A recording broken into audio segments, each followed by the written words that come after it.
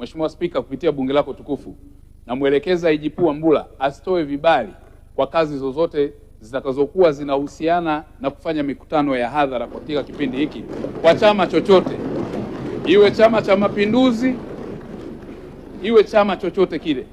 Kwa kipindi hiki ni vizuri turudi katika kuwaruhusu wananchi wajenge uchumi wa nchi yao. Fanya hivi Mheshimiwa Spika, kwa sababu katika mazingira haya tutakapokuwa tunawatafuta wahalifu, ni ngumu kuchambua wahalifu kwenye mkusanyiko ya watu wengi. Kwa hiyo ni vizuri tujue hata kama hali itaendelea kuwa na matishio haya, kwa sababu wapo ambao wametishia Mheshimiwa Spika, na tumewakamata wengine wana madumu ya petroli, tumewakamata wengine wana silaha, tumewakamata wengine, wapo ambao wanapanga mikakati ya uhalifu. Sasa tukienda kwa hatua hii, tumeendelea kuzuia hata pale Dar es Salaam, Oysterbay na Masaki, baa ambazo hazijafuata utaratibu tunazizuia kwa kipindi hiki zisifanye kazi.